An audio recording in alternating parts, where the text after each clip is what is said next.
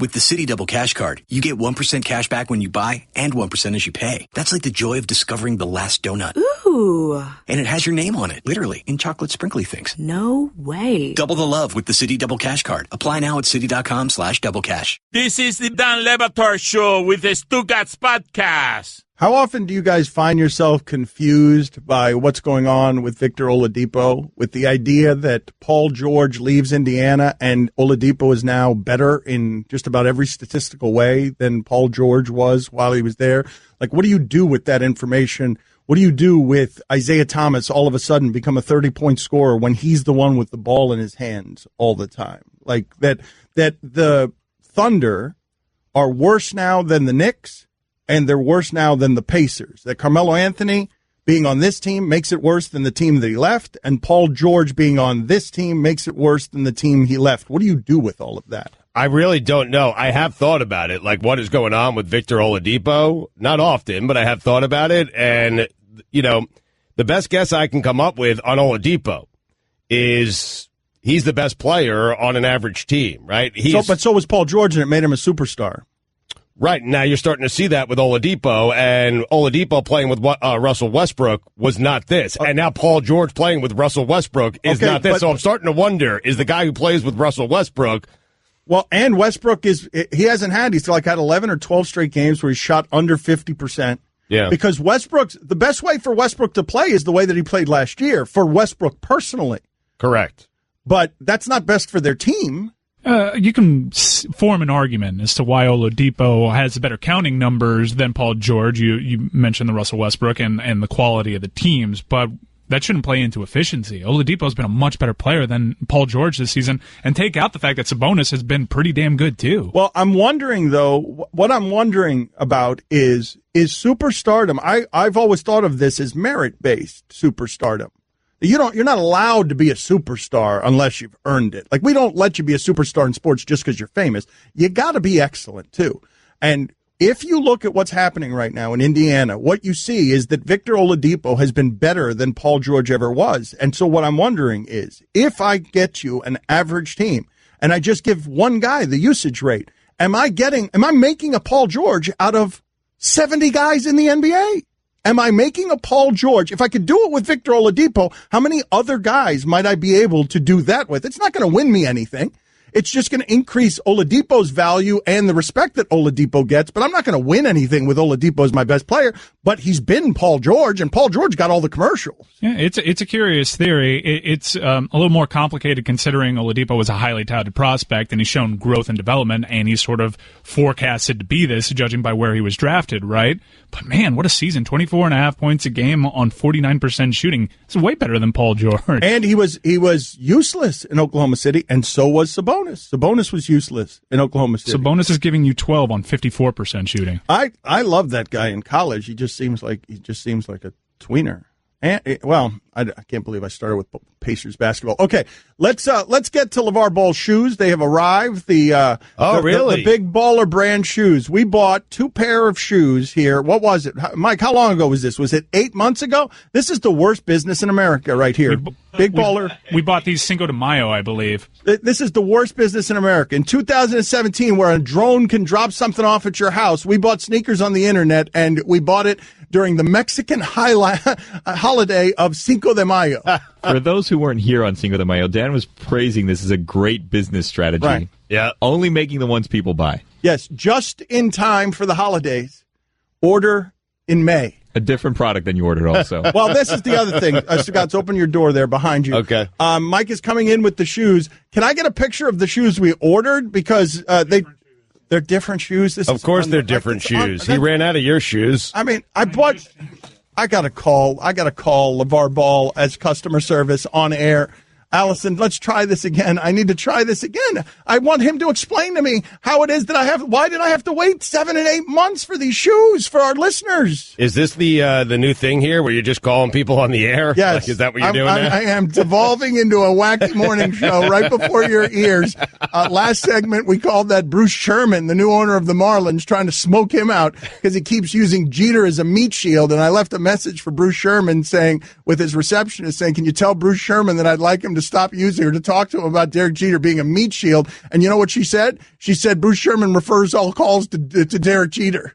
And then Dan said, I'm calling every day. That's right. I'm going to call every day until I get Bruce Sherman on the air, smoke that guy out owning the Marlins when he doesn't have money. Right. Then I called, and I feel like Bruce Sherman might be on my show in about 15 to 20 minutes. I already got a text back from Chris. Right. And we're having dinner tonight. Right. Stugotzs buttered up. If you go listen to the local hour, if you want explanations for what it is that we just did. But now I've got LeVar Ball. Can I see a picture of the sneakers I was supposed to get? The sneakers I thought I was buying. If you're new to the show, Cinco de Mayo, LeVar Ball came out with his shoes. Back then I was not tired of LeVar Ball. He was an anarchist, and he was a bad messenger, but I love that he was just throwing fire all over the place, that he's the basketball Kardashians, that's what he's doing. And so in supporting his cause of anarchy, and Guillermo's right with his cutting criticism, that I believe that this was a brilliant marketing strategy, the idea of you do not start making things until people order them. That way, your demand is never higher than your supply. Like your supply is exactly at what your demand is. It's a good way to do it. You always hear companies struggling because they can't keep up with all the orders that are coming in. It's a good, right. Back order. Right. All right. So, Mike, how would you describe, before I open this box here, on whatever it is LeVar Ball sent us for, what was this, $1,000? Was it $1,000? We bought $1,000 worth of shoes. Yeah, for two. I think it breaks down about 500. And so, listeners, we had a contest, and these are for listeners. We are going to send these to the listeners who won it, if we still have their names, in the file cabinets from 8 months ago. Some people have moved. So the original Zo 2s kind of look like some old school Kobe's with the Adidas sort of foam finish on the soles. All right, Stugotzs, so look at those sneakers there that Mike is holding up. And since this is largely not a visual medium, even though some of you are watching us on ESPNU, the majority of you are listening to us on the radio. How would you describe those shoes? Before I open this box, how would you describe the shoes that Mike Ryan, that you're looking at right now? Because Mike can be a sneakerhead, but how would you describe what Mike is holding up right there? Well, it's black. They're low-top shoes, black. They got Lonzo's number on the side there, number 3. It's got the gold trimming inside. It's got the Big Baller brand emblem on the back of the shoe. It's a good-looking shoe. It is a good. It happens to be a good-looking shoe. It's a good-looking shoe. It obviously copied some more popular shoes, but hey, they were good-looking shoes. All right, so now I'm going to open it up. They're going to be black, right? I guess. Who knows? I hope. We getting? Well, all right. Before I open this, before I do this, you're getting the Prime remix right now because LeVar said so. Hold on. Let me go around the room here and ask you guys, what do you think is going to happen when I open this box? Chris, what is your best guess for what's going to happen when I open this box? They're going to look almost exactly the same. Okay, that would be good. That would be an upset. If the Big Baller brand marketing model that is now making its way through Lithuania produced exactly what I ordered 8 months late.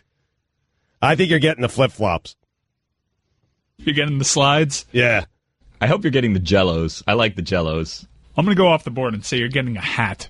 Do you guys believe that these shoes will be black? Yes or no? I'm not even sure they will be shoes.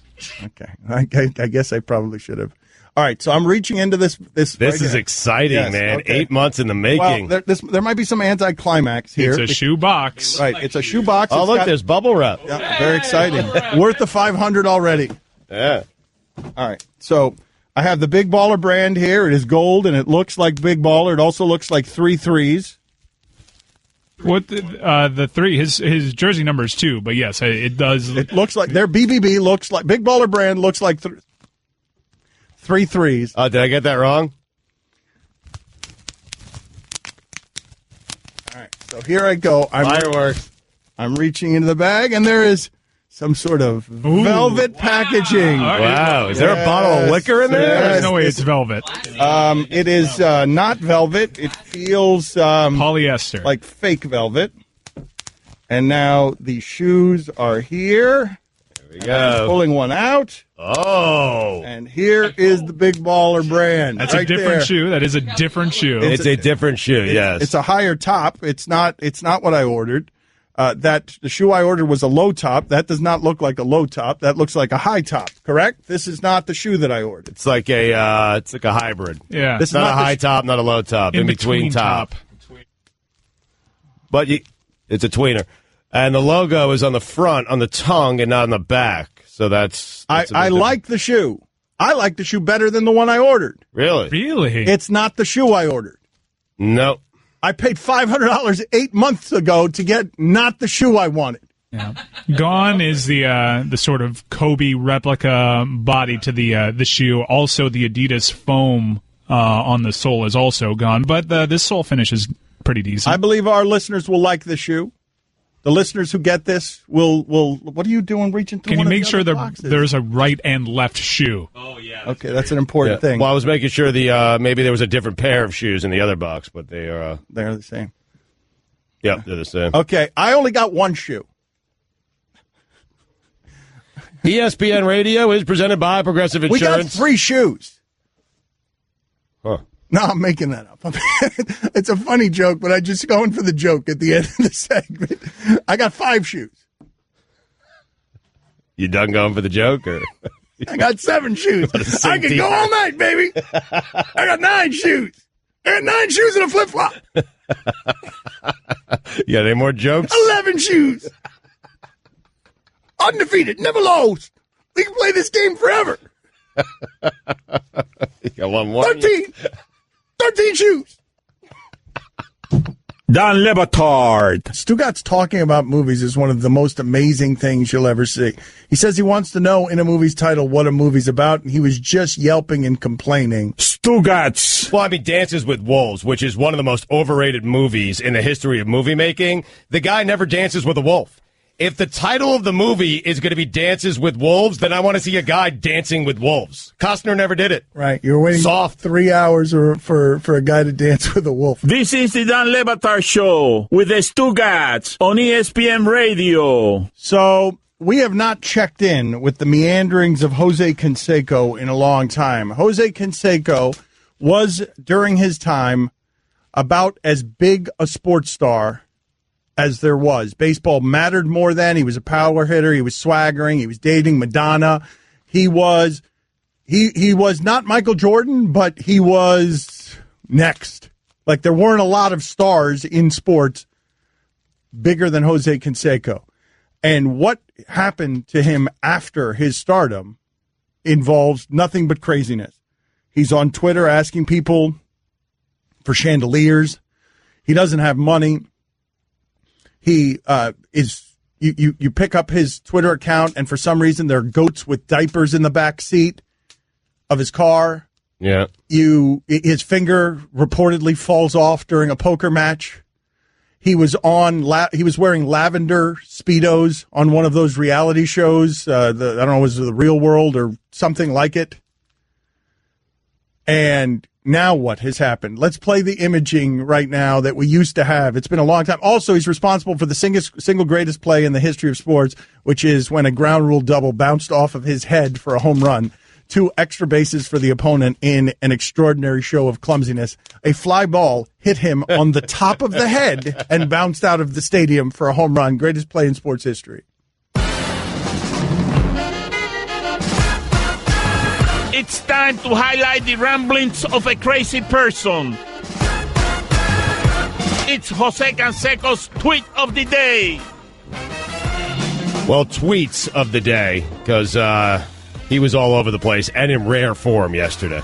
I think he got fired for some of these tweets. He got fired from his job. And I would ask you again, the hell was Canseco doing working in baseball? Like, how did he have a job? Oh, no. Wait a minute. You know what? This reminds me of when this company fired Rush Limbaugh for being Rush Limbaugh. Like, what's the point of having Jose Canseco as an employee of yours unless you're going to allow him to be Jose Canseco? Now, he did something that was offensive, but the whole point of having Jose Canseco on, it's a fireable offense. Oh, no, but the whole point of having him on is because he's going to teeter on that line. I was reading these thinking, wow, Canseco does not care about whatever job it is that he has right now. Just doesn't care about it. But I think he explains why as the tweets go on, because I think he's got a big project in store for everyone. Okay. Yeah, I do. All right. So what are the tweets of the day? He says, what is going on with all these politicians molesting women? I've been molested by several women and never complained. Well, I mean, I've been beaten by women, taken advantage of by women, and molested by women. I never complained. It was kind of a turn-on. That'll get you fired every time. Yep. I see the difference, I guess, because I was a good-looking guy, and these politicians look like a bag of boogers. Hi, Sarah. That's a tweet he threw in there. Yes. Hi, Sarah. These women complaining against sexual misconduct are just racist against ugly men. Misconduct. The way you pronounced that was okay. Had a misconduct. It's phallic at the end. Okay. What do you call a pretty woman with an inbred-looking politician? Followed up by, all capitalized, paid. Why is everyone so worried about what I'm saying? I'm just a simple guy trying to pay my bills, worry about who's running our country. Well, paying the bills just got a little harder. The media worries too much about what I do. Oh, bleep. I just farted. Wonder if they want to know how it smells. Yes, actually. This is when I realized he does not care about whatever job it is that he had yesterday. Our show is coming soon to Las Vegas. It's going to be incredible. It's called Renegades at Caesar's Palace. There's no such thing as being politically correct. It's called being a liar and a hypocrite. Jim McMahon, Terrell Owens, and myself, Jose Canseco, coming soon to Vegas, Caesar's Palace. Our show will be called Renegades. Check it out. No, the show is We Need Money. What was that? Terrell Owens? Jim McMahon, Terrell Owens, and myself, Jose Canseco, at Caesar's Palace. Our show will be called Renegades. I mean, they are all renegades. What kind of show is that? A show I would watch, I think. Better watch out with Bitcoin time for the big investors to pull out and leave the little guy holding the bag. Now, Jose Canseco was expected to return to the A's broadcast before all of this happened. However, he only had a one-year agreement, so the regional network over there said he's no longer an employee here. We disagree with those, and the A's put out a statement. However, after the news that he wasn't being brought back broke, Jose Canseco reached out to Susan Slusser of the San Francisco Chronicle and in a text message said, if people can't take a joke, that's ridiculous. What I'm saying really has no meaning. Those tweets don't even make any sense. They're a bunch of riddles.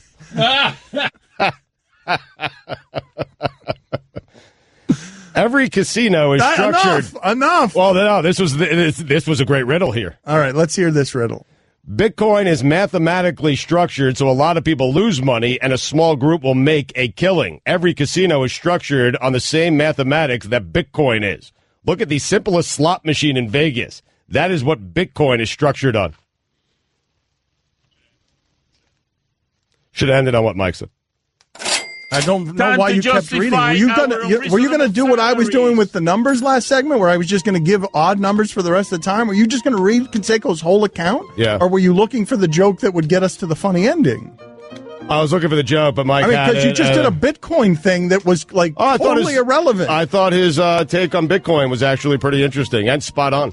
Don Lebatard. Texture writes in, spectacular interview with Lame Kiffin, you flabby jerk.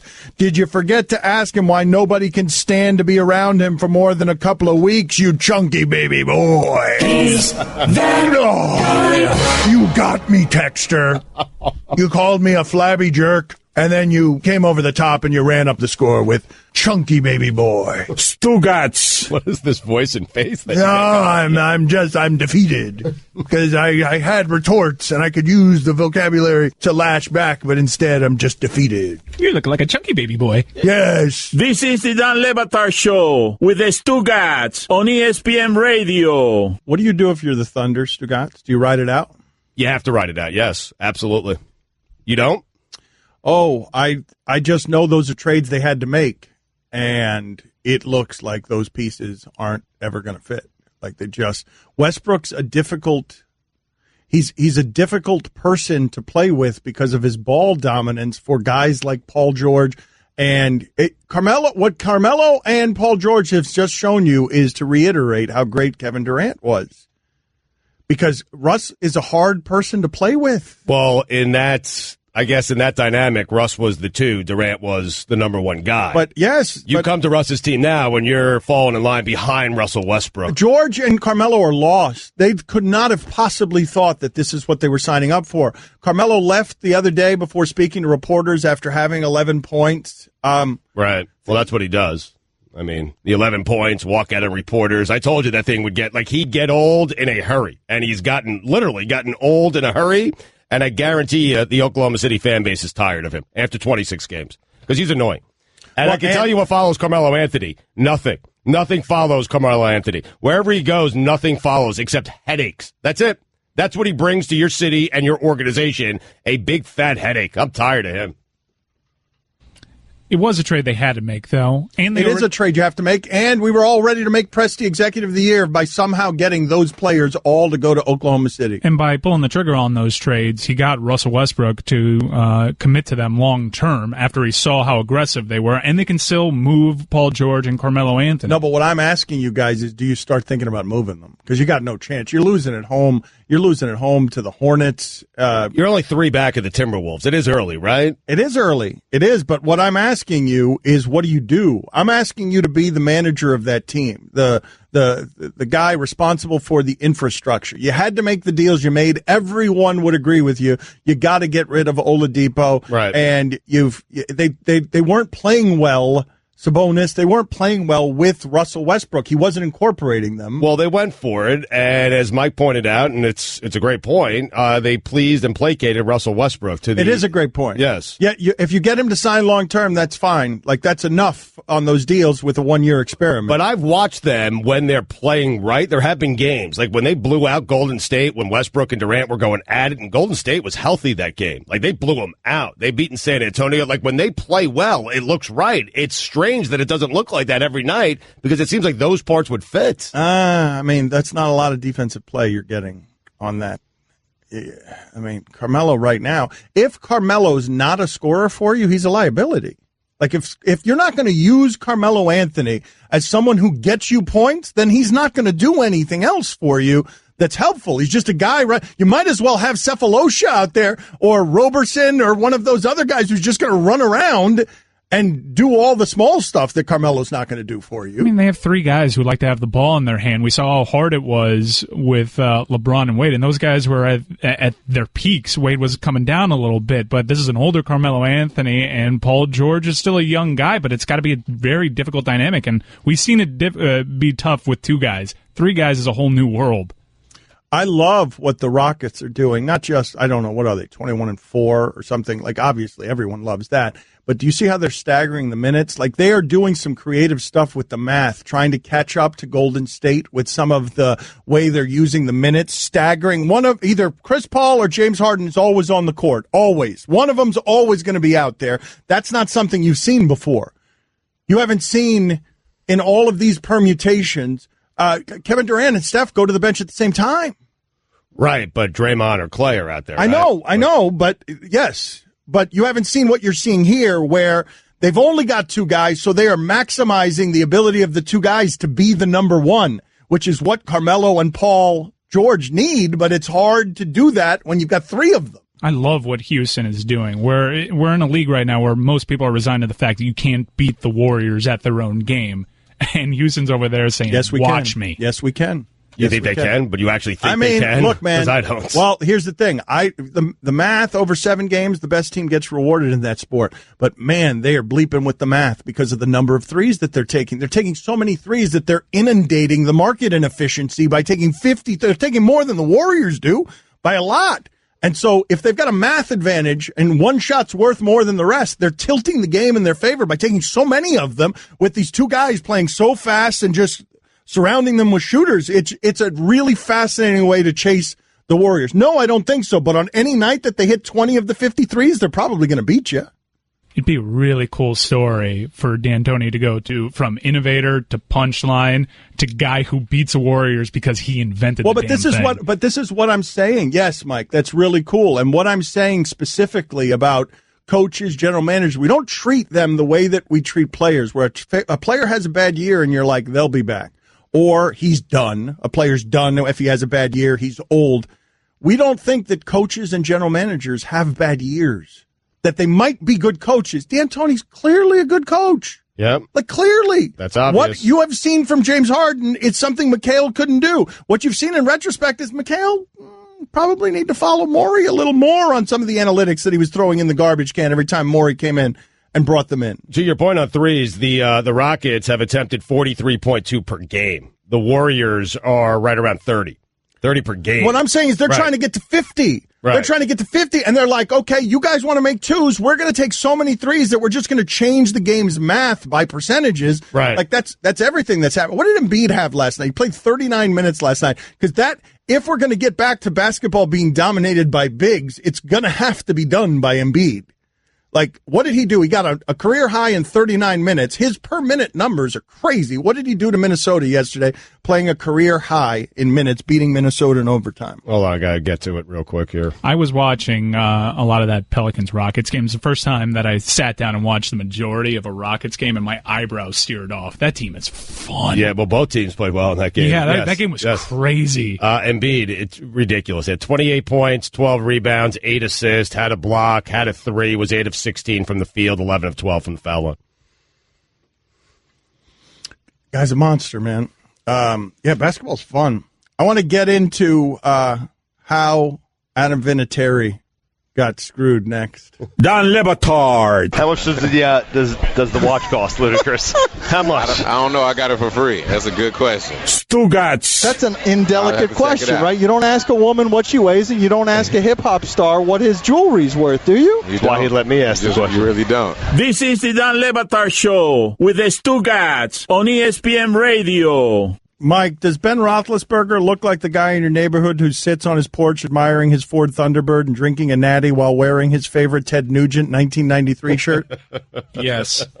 Does he look more like that than he looks like a 5-year-old would draw a person? Never. Okay, so he looks the most like a 5-year-old would draw a person, Ben Roethlisberger does. Texter writes in, why is no one dragging Billy Donovan? This goes back to the conversation I was having about coaches taking advantage of opportunities when they present themselves and having good years and bad years. Billy Donovan has had a couple of really great jobs, and he had a Florida Gator team that was clearly the most talented in the country, not unlike Jimbo Fisher. Jimbo Fisher had the most talented team in the country by a lot in a way that you can see, and so did Billy Donovan. He parlayed that. He almost parlayed that. Well, he did parlay it into the Magic job and then decided he wanted to leave the Magic and then went to what is – these coaches have to pick good situations, and he picked what looked like a perfect situation, Durant and Westbrook. Those jobs never become available when you got Durant and Westbrook. No, they don't. And he was one game away from the NBA Finals, up 3-1 against the Warriors in that series. And now he's headed toward getting fired. Well, do you think he's going to get fired? Or I don't know if he's going to get fired this year or next year, but I'm saying Billy Donovan has – yes or no, Billy Donovan has underachieved. I would say – I mean, Dan, last year I would say that team overachieved. They were better than I thought they were going to be. Yes or no, Billy Donovan has underachieved. Yes or no? Put it on the poll. No. I'm not even going to bother asking as a pro. I mean as a pro. I'm saying no. I think he's done a fine job there. I do. He was a coach when they blew that lead to Golden State. I know he was, but he also got them to within one game of the NBA Finals, and last year they were a bit better than I thought they would be, and we'll see what happetz this year. You took Kevin Durant's championship after he won it in your personal record book. Now you're giving Billy Donovan credit for getting close to a finals? Yeah, Coach of the Year. It's my record book. I can do with it what I want. I mean, if you want to start your own personal record book, feel free, and I think you have, with UCF winning a national championship this year in college football. So, I mean, I don't argue with what's in your personal record book. You have argued consistently with me about how good UCF is. Well, it's absurd. I mean, really, when you think about it, it is patently absurd that you have UCF as the best team in the country. But again, I can laugh at it. I can mock your book. I might not read your book, but it's your book. Right? It's my personal record book. Yeah. Okay. Thank you for allowing me that. You got it. Now, let me have mine. Mine, Billy Donovan, was Coach of the Year that year. And him, the Thunder, blowing that 3-1 lead had nothing to do with Billy Donovan and everything to do with Kevin Durant. Right. Okay. That's interesting. I mean, they actually won that series in my record book. Hence, Coach of the Year. No, they only won that series in your record book in the Billy Donovan pages. Correct, yes. The Durant pages, there is no, what happened in that series in the Durant pages of your personal record? Oh, he choked. And then he took old Easy Street, the easy path, over to Golden State and decided to join the team that he couldn't beat by himself and win no titles. It's a shame. I mean, if he stuck with Russ and Billy D, I mean, he'd have plenty of rings. He'd have more than he presently does, right? Or at least. Oh, no doubt, yeah, which is zero. He'd have one, I think, yeah. Because in my personal record books, they won that, went to the NBA Finals, and they beat whoever they played. Okay, wait a minute. Billy Donovan has a ring. So, but KD doesn't, and congrats to Russ. He has one, too. I think we should start doing it that way. Aaron Rodgers has a ring. The rest of that army of schlubs doesn't deserve one and should be fired before this game on Sunday so that he doesn't rescue them again. Glad you brought it up because in my personal record book, Mike McCarthy does not have a ring. Doesn't have one. Yeah. Mine too, Stugotzs. Wow. Mine too. Whoa. Yes, my personal record book, Mike McCarthy also doesn't have a ring. In fact, I'm wondering if your personal record book took it as far as mine did because I have McCarthy with -3 rings. No, do that. You can do that? Oh, that's my record book. Yes, because he should have won 3 championships with Aaron Rodgers, and he hasn't. I'm writing that down furiously right now. I'm allowed to do that. I'm giving Mike McCarthy. Guillermo, put it on the poll. Should Mike McCarthy have -3 rings? It's fun, this personal record book. It is. It's amazing. I want to do it this way. It's better than sports. And I feel like the measurements are better. Just kind of what I think was right versus the standings. I love this. It's great. Yeah. And again, congrats to Steven Adams and Billy Donovan and all the guys on that team. A belated, you want to go to Oklahoma City to give them a parade? Just them? And I got news for you. I'm going to break news here. In my personal record book, the Raiders won the tuck rule game. What? Yeah. What? I just let you know. Wait a minute. Did they keep going? Or did they lose in the next round, or did they win the championship? Congratulations to Charles Woodson. Oh, my God. And everyone on that team. Oh. You won a Super Bowl. Oh, my God. I can't. I mean, congratulations to the Oakland Raiders. John Gruden, 2-time champion. And Belichick never won a first title. He just went straight to the second? Yes. No, that's not right. He's got none. What? Wait, what? No, what do you mean he's got none? No dynasty in my record book. What do you mean? He's been fired looking for another job.